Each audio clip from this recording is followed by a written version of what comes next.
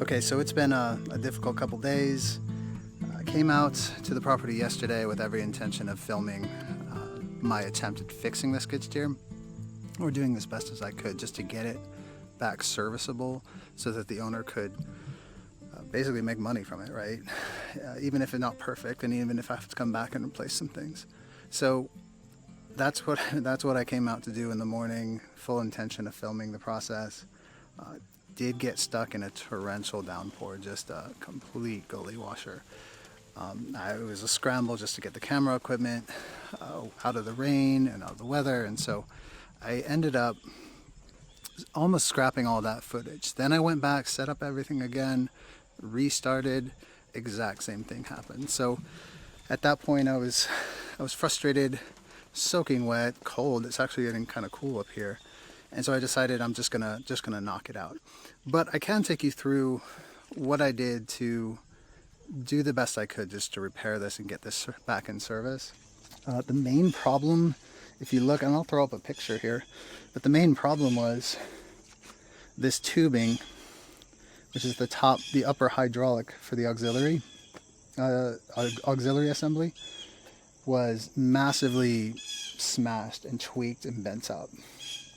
And so I thought that, okay, well, let's start with the bracket.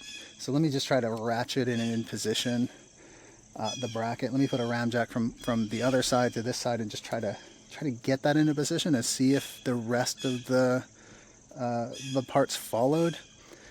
That was completely wrong. Okay, that wasn't even close.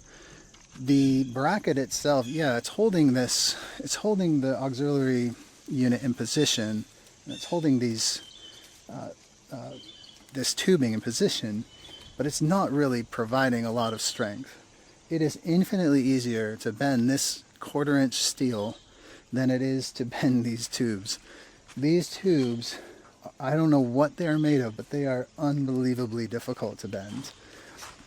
What I ended up doing is I ended up taking a ram jack, placing it here in this little indentation, or this little opening, and pushing up right about at this point. So I put it under a lot of stress, several pounds. I basically got it up a couple inches, and then I took a pipe, which is about 6 feet long, okay, and I stood way back here, and I ratcheted it. I pushed down on that as hard as I possibly could, and still just barely got it to move.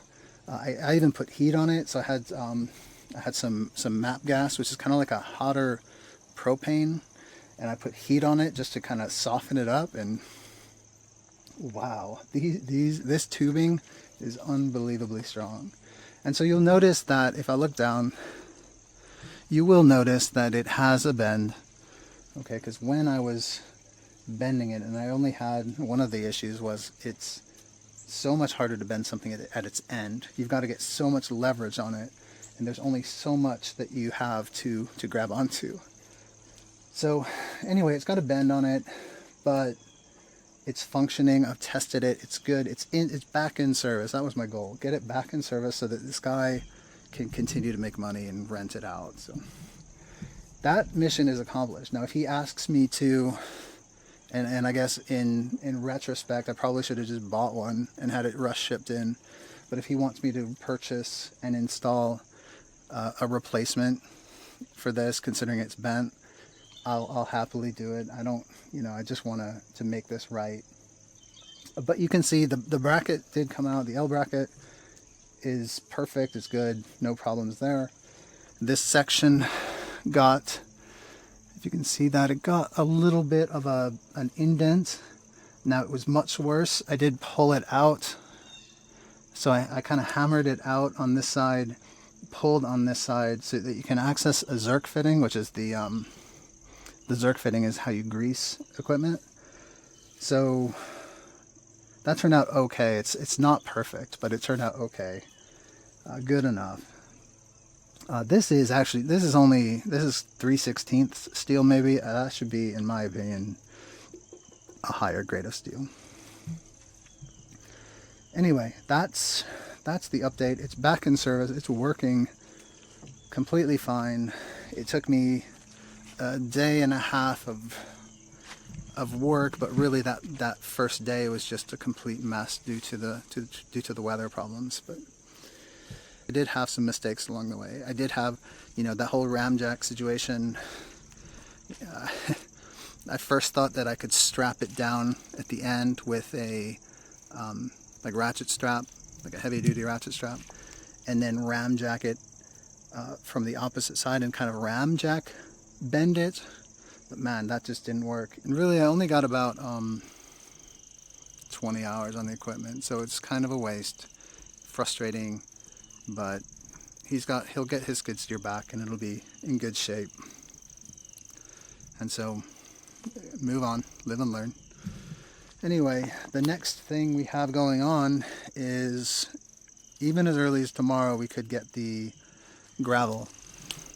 So I've got the landscape fabric back there, and even as early as tomorrow we could get gravel, or the day after tomorrow. And so that'll get on film, we'll get that for sure. It's not supposed to rain, it's beautiful right now. I mean, it's perfect right now. So there's your update. Alright, so Oleg just left.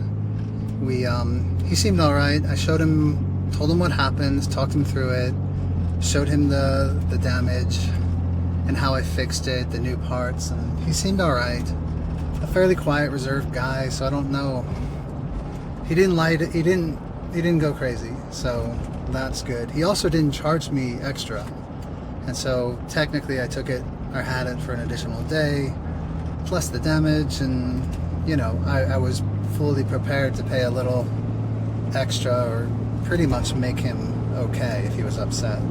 But he seemed alright about it, so anyway, just wanted to provide that recap. Gotta run an errand here before I'm back at it. Hopefully the gravel dude will be able to tailgate it on, and I won't have to go through another skid steer rental to get that spread. That's my hope, but we'll see. Alright, we will post another soon. Thanks again for watching.